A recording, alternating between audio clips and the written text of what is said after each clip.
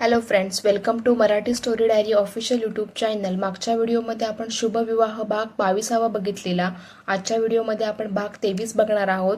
तुम्हाला हा व्हिडिओ आवडल्यास व्हिडिओला लाईक करा, शेअर करा आणि ह्याचा पुढचा भाग लवकरच तुमच्या भेटीला येईल। तो लवकरात लवकर पाहण्यासाठी चॅनलला नक्की सबस्क्राईब करून ठेवा।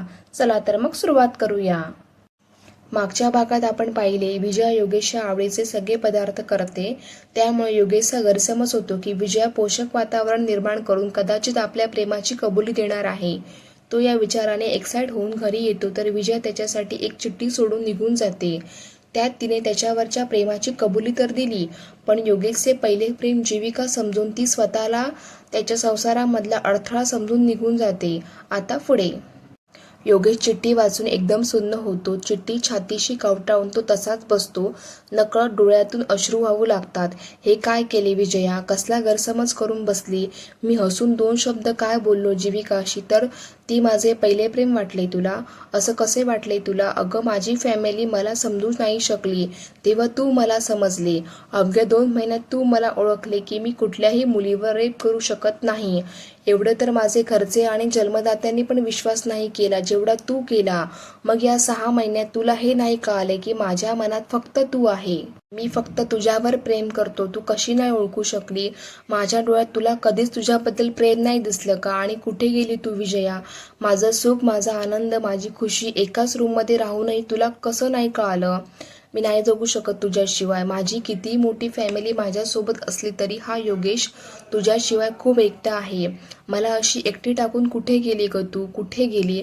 त्यानंतर योगेश अचानक भानावर आल्यासारखा झटक्यात सोफ्यावरून उठतो। छातीशी कवाटलेली चिठ्ठी नीट घडी करून पॅन्टच्या खिशात टाकतो। बेसिनजवळ जाऊन चेहरा पाण्याने धुतो। नॅपकिनने चेहरा पुसून केस नीट करतो आणि झपाझप पावले टाकीत तो खाली हॉलमध्ये येतो। एकच जोरदार आवाज देत तो रामू काकांना बोलवतो।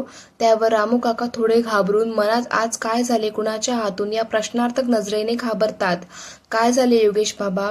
योगेश मोठ्याने, काका सगळ्या नोकरांना आत्ताच्या आत्ता माझ्यासमोर हजर व्हायला सांगा, तेही 5 सेकंदाच्या आत। रामू काका लगेच निघत, हो बाबा।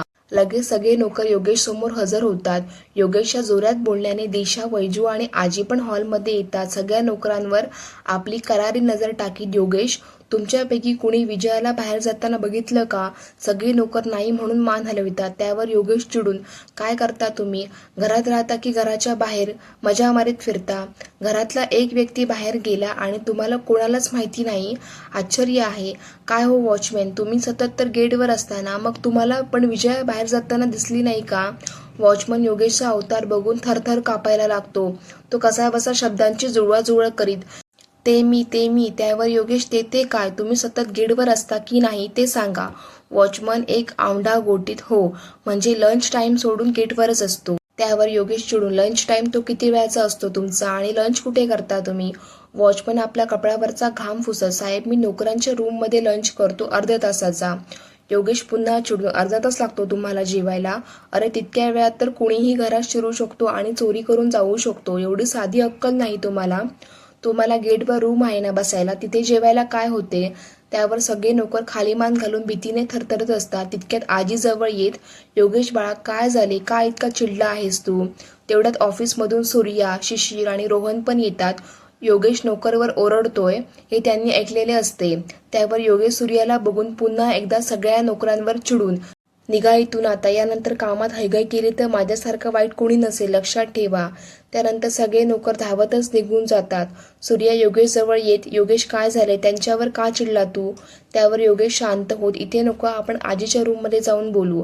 त्यावर सूर्या, बरं चल। सगळेच आजीच्या रूममध्ये जातात, पण योगेश खाली मान घालून बेडवर बसतो। त्याच्याजवळ सूर्या येत, योगेश काय झाले? का चिडला होता तू?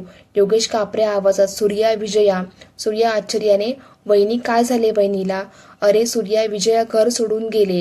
हे ऐकताच सगळे शॉक होतात। त्यावर सूर्या, अरे पण असे काय झाले? वहिनी घर सोडून का गेली? त्यावर आजी, योगेश तू काहीही काय बरळत आहे? दुपारी तर माझ्या सोबत आली होती रूममध्ये, माझ्याशी छान बोलली, ती अशी कशी घर सोडून जाईल? तुमचे भांडण वगैरे झाले का? त्यावर योगेश, नाही ग, आमचे असे भांडण वगैरे नाही झालं। ती चिठ्ठी सोडून गेली आहे आणि त्यात तिने सरळ लिहिलंय की ती घर सोडून जात आहे। त्यावर सूर्या, अरे पण योगेश काही कारण नसताना ती अशी घर सोडून का जाईल? त्यावर योगेश चिडून, अरे तिने गैरसमज करून घेतला की जीविका माझे पहिले प्रेम आहे. त्यावर आजी, काय रे, अरे पण विजय समजूतदार मुलगी आहे, असा कसा गैरसमज करून घेतला तिने. सूर्या काही बोलणार, त्यावर रोहन मध्येच, मी काय म्हणतो, वहिनी का गेली, का गैरसमज केला हे आल्यावर त्यांना विचारून घेऊ, पण आता इथे असं बसण्यापेक्षा वहिनीला शोधलं पाहिजे. त्यावर योगेश लगेच उठत, हो तू बरोबर बोलत आहे, चल सूर्या आपण विजयाला शोधायला निघू. त्यावर दिशा, भाऊजी मी काय म्हणते, विजया खूप साधी आहे, ती जाऊन जाऊन जाईल कुठे, मला वाटते ती आपल्या मामा मामीकडे नाहीतर तिची ती मैत्रीण आहे ना रुचा, तिच्याकडे गेली असणार. त्यावर सूर्या, योगेश, दिशा करेक्ट बोलत आहे, आपण तिच्या मामा मामीकडे जाऊन बघू. त्यावर योगेश, मला नाही वाटत रे ती मामा मामीकडे जाईल. त्यानंतर सूर्या, अरे पण बघायला काय हरकत आहे. त्यावर योगेश, बरं चल. सूर्या स्लीव्ज फोल्ड करीत, कुठल्या एरियात असतात ते. योगेश थांबत, ते मला माहिती नाही, आईला माहिती आहे त्यांचा ॲड्रेस. त्यावर सूर्या, पण काकूला ॲड्रेस विचारला तर सगळं सांगावं लागेल. त्यावर योगेश सांगतो, सूर्या तू थांब, मी फोन लावतो. आणि योगेश आईला फोन लावतो आणि तिला काहीही कळणार नाही अशा पद्धतीने तिच्याकडून ॲड्रेस काढतो आणि दोघेही विजयाच्या मामाकडे निघतात. एका वळणावर येत कार थांबवत सूर्या योगेशला बोलतो, इथून आत कार जाणार नाही. त्यावर योगेश कारमधून उतरत घाई करत, ठीक आहे चल पायी निघू. त्यावर सूर्या फोन लावत, थांब रे, इतकेही जवळ घर नाही की पायी जाऊ शकतो, इथे आपल्या कंपनीचा वॉचमॅन राहतो, त्याला बाईक आणायला सांगतो. तसा नाईलाजाने योगेश थांबतो. सूर्या वॉचमॅनला फोन लावतो आणि दोघेही त्याची वाट बघत तिथेच कारच्या बोनेटला टेकून उभे असतात. थोडा वेळ होत नाही तर योगेश चिडून, अरे कधी येईल हा, चल नाहीतर आपण पायीच जाऊ. इतक्यात वॉचमॅन येतो आणि दोघेही त्याची बाईक घेऊन त्या गटाराच्या बाजूच्या अरुंद रस्त्याने कशीबशी काढत विजयाच्या मामाच्या घरी पोहोचतात. घराचे दार लावलेले असते. सूर्या दार ठोकणार इतक्यात योगेश त्याला थांबवत, आत तू काहीही बोलू नको, मी बोलतो काय बोलायचे ते. त्यावर सूर्या, ठीक आहे. योगेश दार ठोठावतो. थोड्या वेळाने विजयाची मामी दार उघडते आणि थोडा वेळ शॉक लागल्यासारखीच योगेशकडे बघतच राहते. काही वेळाने भानावर येत ती आपली अर्धी खेचलेली साडी नीट करते. अगं बया तुम्ही, अहो बघा कोण आलेत ते, जावई बापू आलेत. योगेशला तिच्या बोलण्यात काडीचाही इंटरेस्ट नसतो. त्याला घरात जायचे असते. शेवटी न राहून तो, आम्ही घरात येऊ का. मामी जीभ चावत, हो या ना आत, मी पण वेंधळीच आहे बघा. मामी चेअर आपल्या पदराने पुसत त्यांना बसायला सांगते. मामा त्यांच्या समोर हात जोडून अगतिकपणे उभा असतो. त्याला तसं बघून सूर्याला चांगले वाटत नाही. तुम्ही पण बसा ना मामा. मामा हसून, नको नको मी ठीक आहे. हिम्मत करून मामा, तुम्ही एवढ्या रातच्याला कसे काय आले, नाही म्हणजे आमच्यासारख्या गरीबाकडे. योगेश थोडा नॉर्मल दाखवेत, मी विजयाला न्यायला आलो. लगेच आतून मामी बाहेर येत, विजया, अहो पण ती इथं कुठे आली. तसे सूर्य आणि योगेश एकमेकांकडे बघून डोळ्यांनीच बोलतात की विजया इथे नाही आली. पण त्यांना बघून मामी बडबड सुरू करते, घ्या बघा तुमची भाची इतक्या रातच्याला आपलं नाव सांगून कुठे फिरते ते बघा. ही काय येळ आहे एवढ्या रात्री बाहेर राहायची. बिना मायबापाची लेकरू साहेब हाताची फोडावाणी सांभाळले. आपल्या लेकरापरीस तिच्यावर जास्त माया केली. चांगल्या घरी लग्न लावून दिलं तर बघा आमच्या उपकाराचे असे पांग फेडत आहे. चांगले दिवस दाखवत आहे तुमची भाची. लाज नाही वाटत, मामाच्या घरी जातो सांगून कुठं गाव फिरते ती भटक भवानी. योगेश साहेब, तिच्या परीस ह्या निशाशी लग्न केलं असतं तुमचं तर तिने तुमचा संसार सुखाचा केला असता. पण तुमच्या आईला तीच आवडली होती ना. तिचे ते बोलणे ऐकून योगेशचा राग मस्तकात जातो. तरी स्वतःला शक्य तितकं शांत ठेवत, हे बघा बाई, तुमचा गैरसमज होत आहे. विजया मला फक्त एवढंच बोलली की शक्य झाल्यास ती इकडे येईल, नाहीतर ती तिच्या मैत्रिणीकडे जाणार होती. आणि हो, ती नेहमी मला सांगून जात असते. निघतो आम्ही. आणि योगेश रागाने हात जोडून नमस्कार करीत बाहेर निघतो. त्याच्या मागे मामी बोलत चहा तरी घेतला असता. त्यावर सूर्या नको. आणि दोघेही बाईक स्टार्ट करीत निघूनही जातात. त्यानंतर मामा मामीला बोलतात, काय गरज होती तुला एवढी बडबड करायची. मामी रागाने, तुम्ही चूप बसा हो, तुम्हाला काय समजते. त्यावर मामा, ज्या मुलाच्या पैशावर तू माज करते ना तो मुलगा त्यांच्याच कंपनीत कामाला आहे. उगाच राग डोक्यात गेला तर काढून टाकेल नोकरीवरून. माझी अक्कल काढते, पहिले आपल्या तोंडाला आवर घाल. त्यावर मामी तण करून आत निघून जाते. सूर्य आणि योगेश कारमध्ये बसतात. सूर्या कार स्टार्ट करतो तर योगेश रुचाला कॉल लावतो. रुचा कॉल रिसीव करीत खट्ट्याळ आवाजात, बोलो जीजू, इस लड़की को आज कैसे याद किया आपने. योगेश गंभीर आवाजात, रुचा विजयाला फोन दे, मला तिच्याशी बोलायचं आहे. रुचा एकदम सिरियस होत, विजया. पण जिजू विजया तर इकडे आलीच नाही. त्यावर योगेश, रुचा खोटं बोलू नको, मला माहिती आहे ती तुझ्याकडेच आली आहे. त्यावर रुचा, जिजू मी तुमच्याशी का खोटं बोलेन, विजया खरंच इकडे नाही आली. पण झाले काय, विजया कुठे गेली, सांगून नाही गेली का? त्यावर योगेश, रुचाला दरवाजा उघड, मी तुझ्या घरी आलोय. रुचा मोबाईल कानाशीच ठेवून धावत दरवाजापाशी येते आणि दार उघडते. तर दरवाजात योगेश आणि सूर्य उभे असतात. रुचा कॉल कट करून आश्चर्याने बघते. जिजू या ना, आत या. रुचाचे आई वडील पण उठतात. त्यावर रुचाचे वडील, काटकर साहेब तुम्ही इतक्या रात्री? योगेश रुचाकडे बघत, रुचा खरं सांग विजया कुठे आहे? त्यावर रुचा, जिजू मी खरंच सांगते, मला माहिती नाही विजया कुठे आहे ते. पण झाले काय, कुठे गेली विजया? त्यावर योगेश चिडून, मला माहिती असतं तर इतक्या रात्री तुला विचारायला इथे आलो असतो का? सूर्या योगेशला शांत करीत, बरं रुचा मला सांग, तुझं आणि वहिनीचं लास्ट टाइम कधी बोलणं झालं? रुचा थोडं आठवीत, आता 4 दिवसा अगोदर मीच फोन केला होता. त्यावर योगेश आतुरतेने, काय बोलणे झाले तुमचे? त्यावर रुचा, काही खास नाही, आमची ग्रॅज्युएशनची डिग्री आली तर आपण कॉलेजमध्ये जाऊन कलेक्ट करून घेऊ म्हटलं. तर ती हो म्हणाली. बस इतकंच बोललो. रुचाचे वडील काळजीने, काय झाले काटकर साहेब? त्यावर सूर्या, काका ॲक्च्युली वहिनी घर सोडून गेली. रुचा एकदम, काय पण का, कुणाशी काही झगडा झाला का? त्यावर योगेश, नाही ग, पण तू सांगू शकते विजया कुठे जाऊ शकते? त्यावर रुचा, जिजू खरं सांगायचं तर विजयाचे या जगात तुमच्या फॅमिली व्यतिरिक्त कुणीच नाही. ती घर सोडून फक्त माझ्याकडेच येऊ शकते, कारण माझ्याशिवाय तिला कुणीच फ्रेंड नाही आणि मामीकडे तर ती चुकूनही जाणार नाही. आणि गेली तरी तिची मामी तिला घरात नाही घेणार हे तिला चांगलंच माहिती आहे. त्यावर योगेश, अगं पण तुझ्याकडे नाही आली, मग गेली कुठे? त्यावर रुचाचे वडील, मी काय म्हणतो योगेश साहेब, तुम्ही पोलीस कंप्लेंट करा, ते आता शोधून काढतील तिला. त्यावर योगेश, तुम्ही बरोबर बोलत आहात काका. सूर्या चल आपण पोलीस स्टेशनला जाऊ.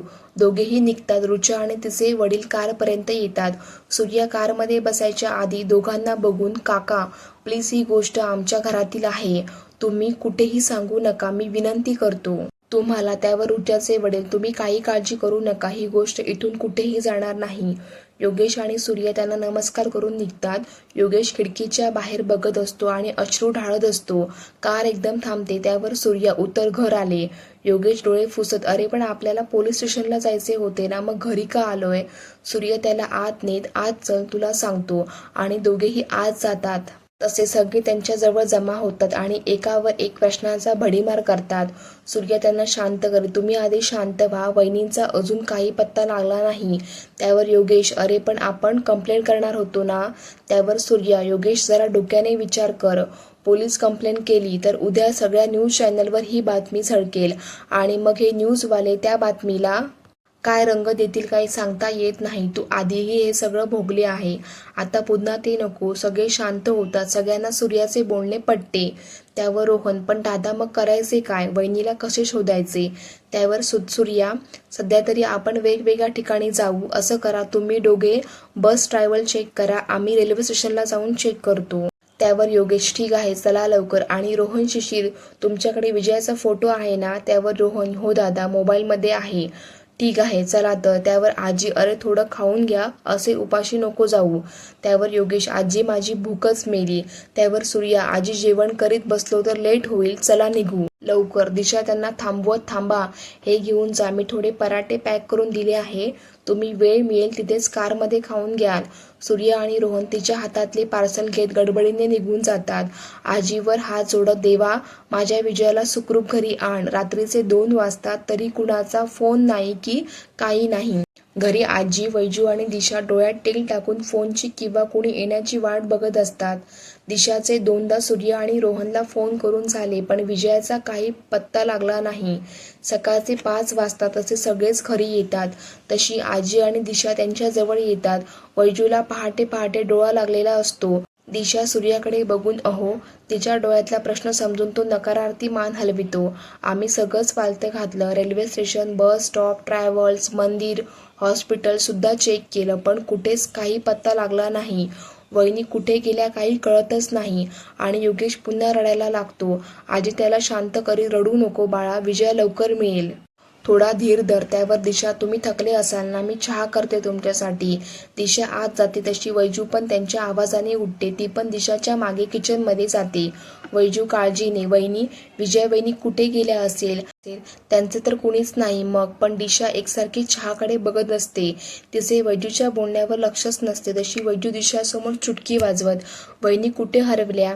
मी तुमच्याशी बोलत आहे. दिशा भानावर येत, तू कधी उठली? वैजू, मी तुमचा आवाज ऐकून मला जाग आली. पण तुम्ही कुठल्या विचारात गढळल्या होत्या? त्यावर दिशा, वैजू मला वेगळीच भीती वाटत आहे ग. त्यावर वैजू, काय झाले वहिनी? कसली भीती? दिशा इकडे तिकडे बघत वैजूच्या अधिक जवळ येत हळूच, वैजू अगं पूर्ण रात्र गेली, विजय नाही मिळाली. कुठे असेल? एकतर ती इतकी सुंदर, तिच्यासोबत काही बरं वाईट तर नसेल ना झालं? वैजू एकदम घाबरून, वहिनी काहीही काय बोलता?